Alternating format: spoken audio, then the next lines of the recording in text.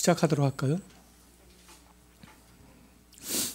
오늘은 그 4계명에 대해서 우리가 좀 살펴보도록 하겠습니다.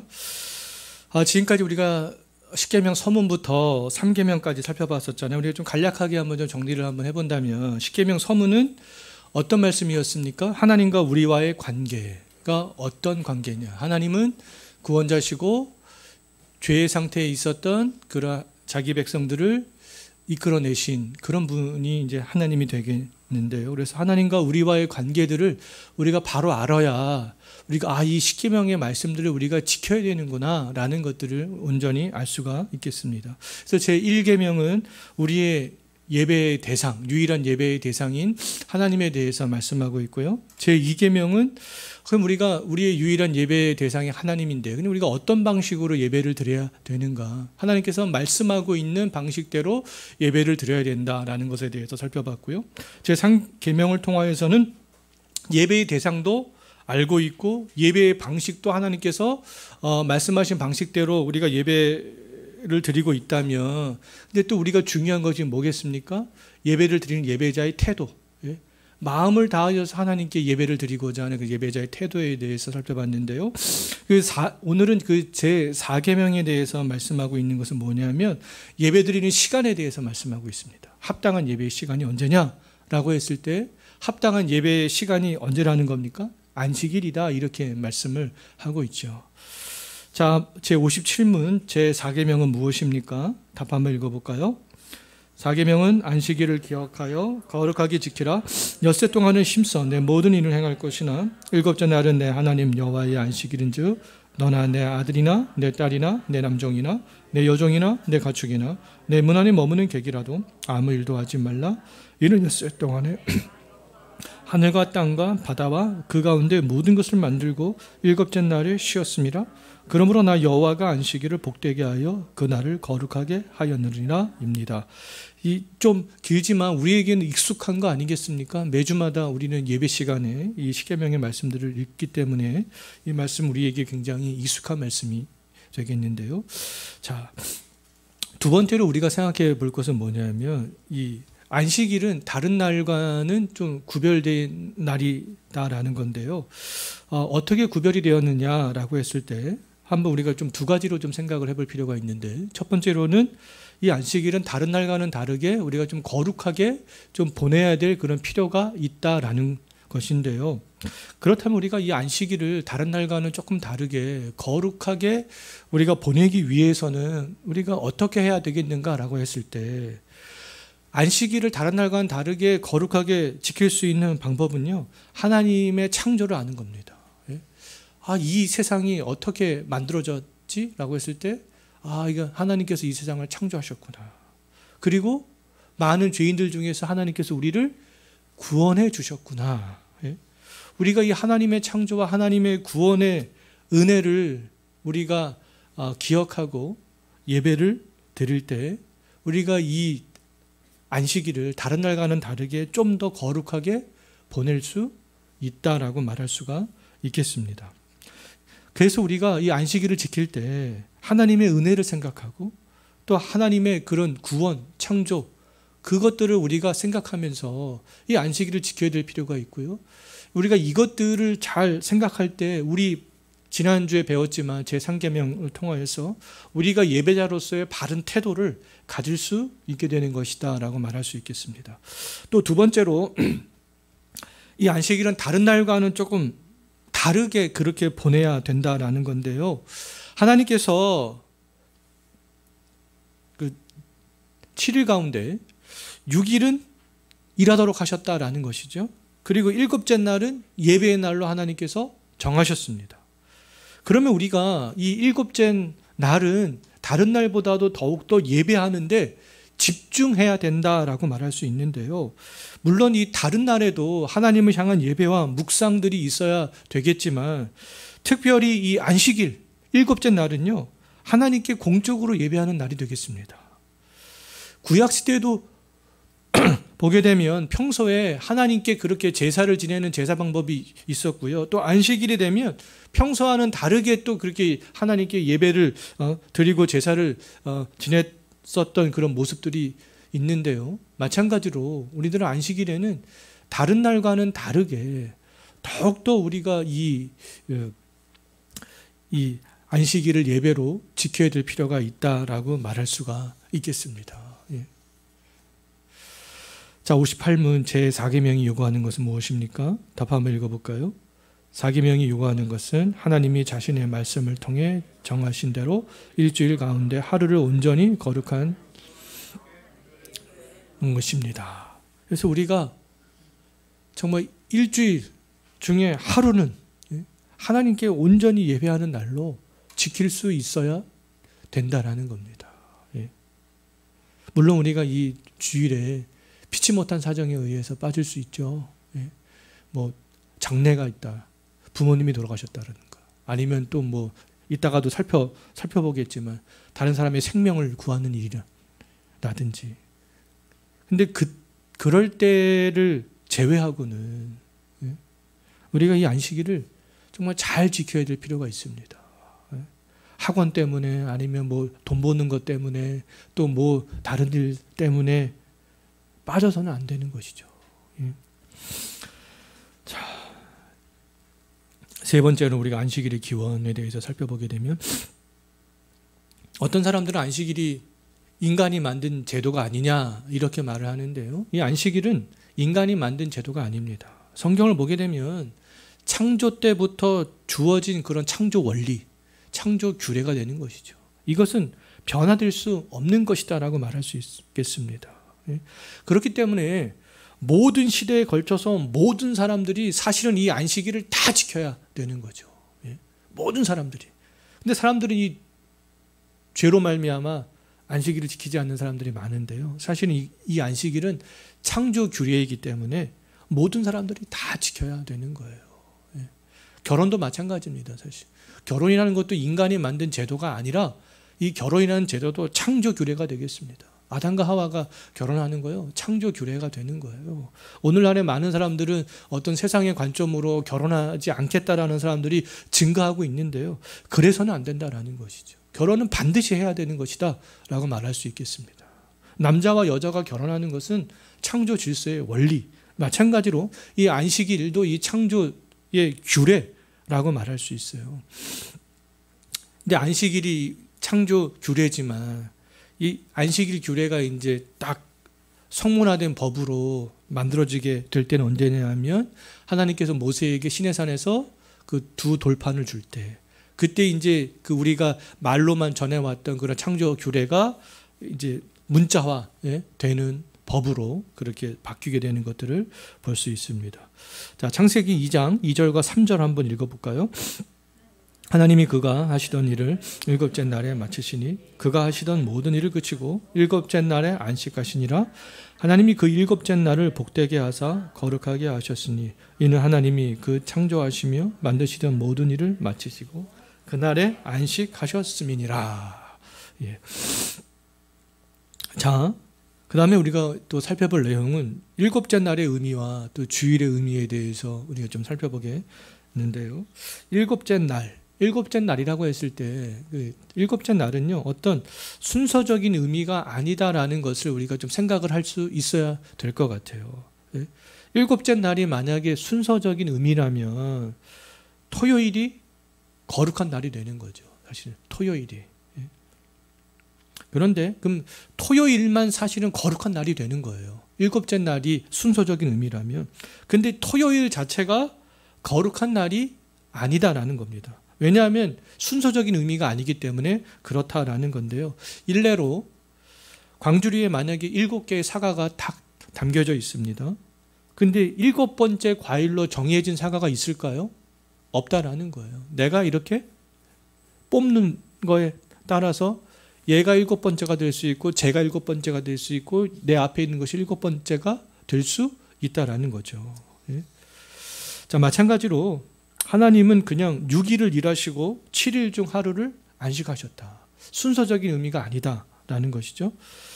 그렇기 때문에 그럼 우리가 안식해야 될 일곱째 날은요, 일주일 중에 꼭 토요일이 아니라 사실은 어떤 날도 될 수 있다라는 겁니다.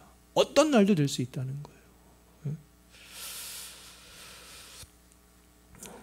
우리가 이것을 잊어버리면 안 되는 것이죠. 그래서 어떤 오늘날의 종교도 뭐 유대교뿐만 아니라 다른 오늘날 이단에 있는 어떤 교회들도 꼭 안식일이 거룩한 날처럼 토요일이 거룩한 날처럼 이렇게 지키는 그런 교회들이 있는데요. 잘못된 교회들인데 우리가 그렇게 생각해서는 안 된다라는 거죠. 자, 두 번째 주일의 의미. 그러니까 사도들은 회당과 유대인들이 모이는 그런 회당과 구별하기 위해서 예수님께서 부활하신 그 날, 예수님께서 주일에 부활하셨잖아요. 일요일에 부활하셨습니다. 그래서 그 부활하신 날 제7일, 한 주간에 제7일 대신 첫째 날을 택해서 예배를 드리기 시작했다. 유대인들이 회당과 구별하기 위해서. 근데 또 어떤 이단들은 그 주일, 지금 일요일 321년에 그 로마의 콘스탄티노플 그 황제가 그 주일을 공식적으로 지켜라라고 공표했기 때문에 지금 오늘날의 많은 교회들이 주일을 그렇게 지키는 거 아니냐 이렇게 말하는 이단들이 있는데요. 근데 콘스탄틴 대제가 그렇게 공표한 거는 사실입니다. 그런데 사도들이 오늘날의 주일을 예배를 모이는 공적인 예배로 모이는 날로 정한 것은 콘스탄틴 대제가 선포한 것보다 훨씬 앞섭니다. 사도행전을 한번 보십시오. 지금 우리 사도행전 보고 있잖아요. 사도행전의 기록이 콘스탄틴 대제보다 훨씬 앞서고 있어요. 그들은 예수님께서 부활하신 다음부터 주일에 모여서 예배를 드리기 시작했던 것이죠. 모든 날들이 다 거룩한 날이지만 예수님의 부활을 기념하기 위해서 주일에 예배를 드리기 시작했다라고 말할 수 있습니다. 뒷장 한번 넘겨보시겠습니다. 그러니까 그에 대한 증거로 사도행전 20장 7절 한번 읽어봅니다. 그 주간의 첫날에 우리가 떡을 떼려 하여 모였더니 바울이 이튿날 떠나고자 하여 그들에게 강론할세 말을 밤중까지 계속하며 그 다음도 읽어봅니다. 매주 첫날에 너희 각 사람이 수입에 따라 모아두어서 내가 갈 때에 연보를 하지 않게 하라. 그 주간의 첫날, 매주 첫날, 이때가 언제예요? 주일이죠, 주일. 이미 초대교회에는 주일날 모여서 예배를 드리고 있었습니다. 제59문 하나님은 일주일 중 어느 날을 안식일로 정하셨습니까? 답 한번 읽어볼까요? 하나님은 세상의 시작부터 그리스도의 부활까지는 일주일의 일곱째 날을 안식일로 정하였고 그 후로 세상의 종말까지는 일주일의 첫째 날을 기독교인의 안식일로 정하셨습니다. 자, 그러면 하루 종일 우리가 어떻게 안식일을 보내야 잘 보낼 수 있겠는가라고 했을 때 오늘날 말하면 주일이죠. 이제 안식일은 거룩한 날이 되는 거잖아요. 쉬는 날, 안식하는 날이 되는데 어떻게 하면 이 주일을 우리가 거룩하게 잘 보낼 수 있겠는가라고 했을 때 우리가 한 두 가지 정도로 생각을 해보겠는데요. 첫 번째로는 우리가 안식일, 주일, 안식하면 쉼이잖아요. 쉼. 우리가 그 의미를 좀 잘 생각해야 될 필요가 있는데요. 전인적인 쉼을 좀 생각을 해볼 필요가 있습니다. 전인적인 쉼이란 뭐겠습니까? 먼저 우리의 영혼이 쉬는 거예요. 그 다음에 또 우리가 무엇을 쉬어야 되겠습니까? 우리 육체가 쉬어야 되는 거죠. 근데 이 과거의 신앙의 선조들은요, 그 주일 공예배를 드리고 남은 시간들을 어떻게 보내라고 이야기를 했는지, 뭐 청교도들이나 또 칼빈이라든가 조나단 에드워즈라든가 이런 그 신앙의 위대한 선조들은 이렇게 이야기했습니다. 주일 공예배를 드리고 남는 시간들은 거룩한 묵상을 해야 된다. 성경을 읽거나 경건서적을 읽어야 된다. 종교적인 어떠한 성도들끼리 모여서 대화를 하거나 이렇게 모임을 가져야 된다. 또 가장들은 자녀를 가르치고 훈계해야 된다. 이렇게 해야 된다. 안식일을 이렇게 보내야 된다. 이렇게 이야기를 했었습니다. 그런데 오늘날 또 많은 학자들은 어떻게 이야기를 하냐면요. 이 전인적인 안식을 강조합니다. 전인적인. 안식이 뭐냐, 안식이. 우리 영혼과 우리 육체가 균형감 있게 쉬는 것이 안식이 아니냐. 그래서 우리가 이 주일을 잘 보낼 수 있는 방법은 하나님 안에서의 영적인 쉼. 그것이 우리가 우선이고, 그 다음에는 우리의 육체적, 정서적 쉼도 필요하다. 그래서 이것이 균형감이 잘 있어줘야 된다라는 것이죠. 저는 이것에 동의합니다. 저도 청년 시절에 기억을 해보면 새벽부터 갔어요. 5시에 일어나가지고 새벽부터 가가지고 집에 오면 밤 10시가 넘었습니다. 예? 웬만한 사역자들보다도 더 피곤하게 교회 그런 많은 일들에 봉사하고 했었는데요. 청년 때임에도 불구하고 월요일 날에는 일어나기 힘들었던 기억이 아직도 남아 있습니다. 새벽부터 가가지고 5시에 일어나서 출발하면 집에 오면 10시가 넘었거든요. 근데 저는 지금은 그렇게 하기를 원하지 않아요. 이 영적인 쉼, 육체의 쉼, 이것이 다 필요하다라는 것이죠. 자, 두 번째로 우리가 안식일을 잘 보낼 수 있는 방법은 우리가 믿음, 하나님을 향한 믿음으로 우리가 안식일을 보내야 되는데요. 그래서 우리가 주일에 하나님 안에서의 쉬는 것들을 강조하면서도 우리가 잊지 말아야 될 것은 뭐냐 하면 주일을 잘 보낼 수 있는 어떠한 규칙들을 정해 놓는 겁니다. 이렇게 탁탁탁. 뭐 100가지면 100가지, 1000가지면 1000가지 이렇게. 근데 그렇게 해서는 안 된다라는 거예요. 안 된다라는 겁니다. 이러한 행위들을 누가 잘했습니까? 바리새인들이 잘했잖아요. 바리새인들이. 주일에 이거는 해도 되는 거. 항목들을 쭉 정해놓고 이거는 해서는 안 되는 거. 항목들을 쭉 정해놓고 그렇게 해서는 안 된다라는 것이죠. 그래서 우리가 믿음이 필요하다는 거예요. 믿음. 그 믿음이 필요한데요. 그런 규칙을 우리가 정하지 않는다 할지라도 성도들도 방종으로 흐르지 않도록 믿음으로 주일의 의미들을 잘 생각할 수 있어야 된다라는 것이죠. 하나님께서 이 주일을 어떻게 보내라고 하셨는가? 이 주일의 의미가 뭔가? 안식이 뭔가? 우리가 그것들을 잘 생각을 해야 될 필요가 있습니다. 그래서 우리가 그런 주일의 의미를 생각하면서 이 공적인 예배와 또 교회 활동에 방해가 되지 않는 선에서 우리가 영혼의 안식, 육체의 안식들을 다 누려야 된다라는 것이죠. 어떤 규칙을 정해서도 안 되지만 또 방종으로 흘러서도 안 된다. 그러기 위해서는 우리가 이 안식의 의미, 하나님의 그런 향한 믿음, 우리가 이런 것들을 계속해서 또 가르치고 그것들을 기억을 해야 될 필요가 있다라는 것이죠. 자, 그 다음에 그럼 안식일에 우리가 권장할 만한 일들은 무엇이겠는가라고 할 때 안식일에 권장할 만한 일들은요. 대략 한 3가지로 생각을 해볼 수 있겠는데요. 첫 번째는 경건에 속한 일들, 우리의 경건에 우리가 유익에 주는 일들.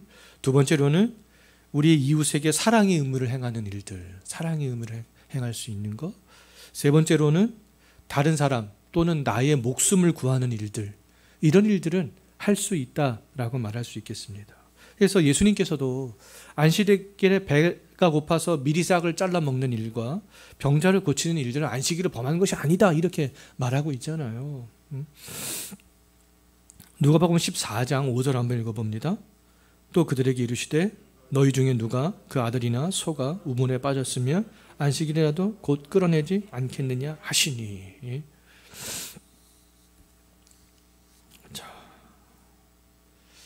제60문, 우리는 어떻게 안식일을 거룩하게 지킬 수 있습니까? 답 한번 읽어볼까요?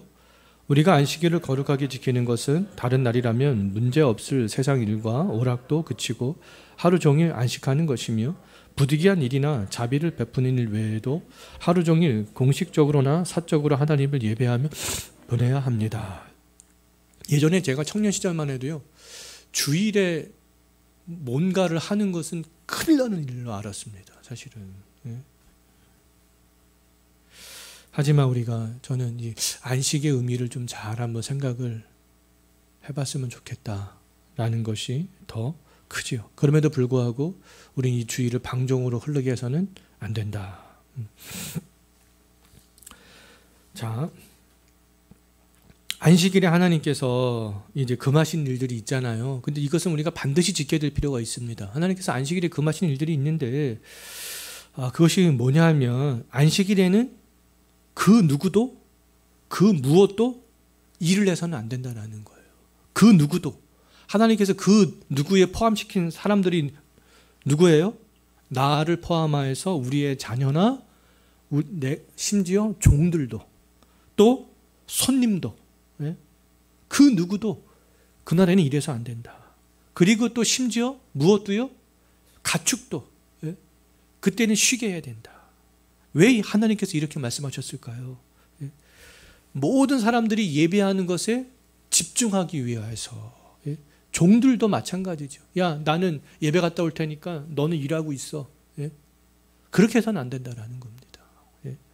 가축도 예? 일하는 도구로 예? 기계를 만약에 돌려서는 그러면 안 된다라는 것이죠. 왜요? 예배하는 데 집중하라고.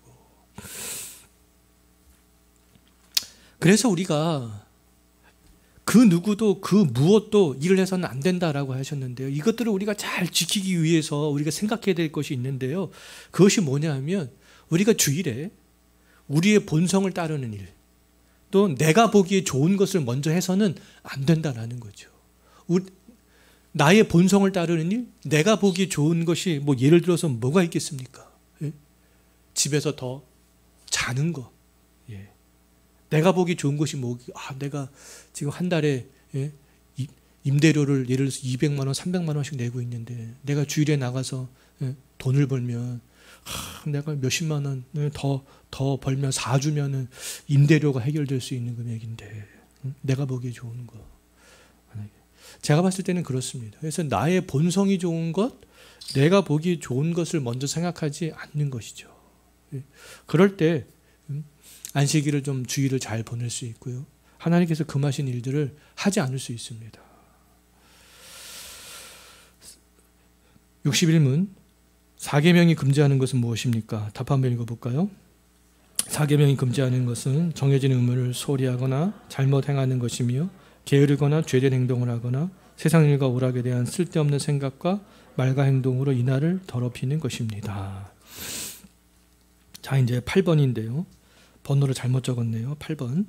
안식일에 모든 일을 쉬고 하나님께만 예배해야 되는 이유는 뭐냐라고 했을 때 하나님이 일곱째 날 쉬셨잖아요. 예? 쉬셨습니다. 근데 하나님께서는 쉬셨는데 피로하거나 휴식이 필요했기 때문에 하나님께서 쉬신 것은 아니죠. 그럼 하나님께서 쉬셨다라는 것은 뭐냐면 창조행위를 그냥 중단하신 거예요.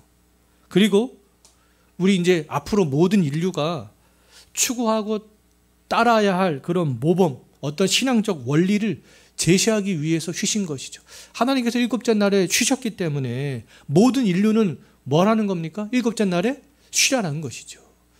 영육간에 쉬라는 것입니다. 그래서 그 영혼이 회복되고 육체가 회복될 수 있는 그런 날로 하나님께서 모든 인류에게 삼아라 라고 하셨기 때문에 그러면 우리는 이 예배로 우리가 모임으로 말미암아 우리의 영혼이 회복될 수 있는 것이죠. 우리 영혼이 어떻게 쉼을 얻을 수 있겠습니까? 하나님께 예배함으로 우리의 영혼은 쉼을 얻을 수 있게 되는 거 아니겠어요? 우리가 안식, 쉼의 원리에 대해서 우선해야 될 것은 우리 영혼의 쉼입니다, 사실은. 그 다음에 이제 우리 육체적 쉼이 되는 것이죠. 하나님께서 4계명을 주신 이유는 무엇입니까? 답 한번 읽어볼까요? 4계명을 주신 이유는 하나님이 일주일에 6일은 우리의 일들을 하도록 허락하셨으나 일곱째 날은 하나님의 날로 정하사 본을 보이고 복을 주셨기 때문입니다. 자, 우리가 어떤 사람들은 주일날, 안식일날, 예? 일요일날 내가 평일에 하지 못했던 일들을 이날 하는 날로 생각하는 사람들이 있는데요. 그런 날이 아니라는 것이죠. 예? 그런 날이 아니다라는 것입니다. 자, 오늘은 여기까지